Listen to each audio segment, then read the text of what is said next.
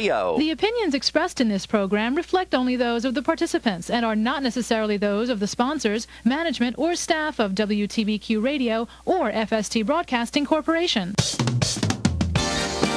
WTBQ. And so, my fellow Americans, ask not what your country can do for you.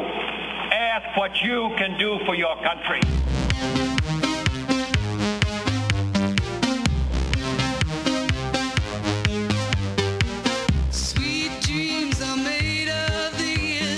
Welcome to today's edition of Fighting Back, curing America's case of chronic apathy. Your host, Dan Travis. Ladies and gentlemen, the doctor is in. Here we are upon the stagecoach, riding shotgun for the Constitution in an endless sea of savage politicians. I am your host, Dan Travis. You're listening to Fighting Back here on WTBQ. Brian Daniels, unfortunately, had other obligations, and he will be disciplined as required. Interestingly enough, I wake up the other morning. Now, obviously, I follow the news, to say the least. I wake up the other morning, and I'm driving down the road, and I hear on the radio that President Obama has won the Nobel Peace Prize.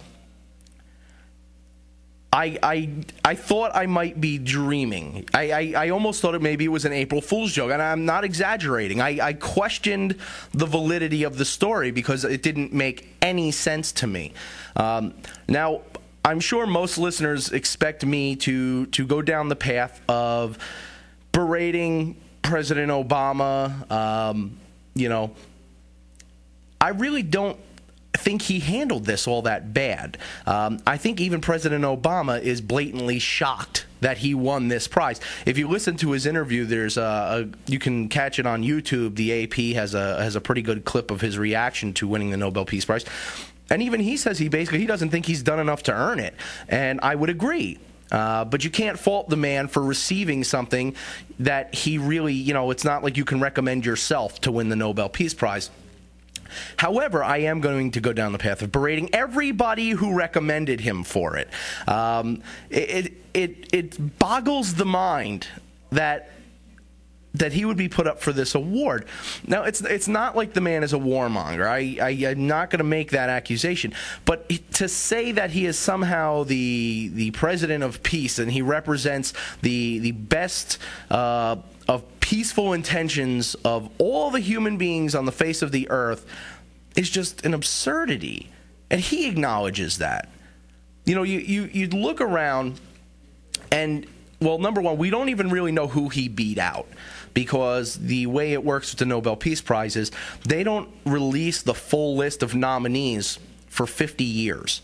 So in 2059, if we're still here, we'll get to find out who it was that President Obama was in competition with to win the Nobel Peace Prize. Until then, there's basically a short list. I'm not really sure how it is that this portion of the list even got released. But I guess they verified that some of these people, I don't know, maybe the nominees are notified that they are in fact, or have in fact been nominated. You have Seema Samar, a women's rights activist in Afghanistan. She's kept schools open to educate girls in a country where it's expressly prohibited to educate women. I think we could all agree that she obviously stands a step above President Obama as far as personal sacrifice in the pursuit of peace and all things right. Ingrid Betancourt, you may remember this. She was the French Colombian. She was held hostage for 6 years. Not really sure exactly what she did, so I'm not going to rank her above or below President Obama. You have Dr. Dennis Mukwege. He's a doctor, founder and head of the Panzi Hospital. That's Panzi Hospital in Bukavu, the Democratic Republic of the Congo. He has dedicated his life to helping Congolese women and girls who are victims of gang rape and brutal sexual violence. Okay, he gets ranked above President Obama, in my opinion. You have, by the way, Nobel Peace Prize, you can also nominate a group of people, or an organization. The Handicap International and Cluster Munition Coalition. These organizations are recognized for their consistently serious efforts to clean up cluster bombs, also known as landmines. Innocent civilians are regularly killed worldwide because the unseen bombs explode when stepped upon. Yeah, I would give them the award before President Obama. Hu Jai, a human rights activist and an outspoken critic of the Chinese government, who was sentenced last year to a 3.5-year prison term for inciting subversion of state power. Imagine that, a Chinese patriot. Yeah, I would say that he has definitely sacrificed more for peace and righteousness than the president. Wei Jingsheng, who spent 17 years in Chinese prisons for urging reforms of China's communist system.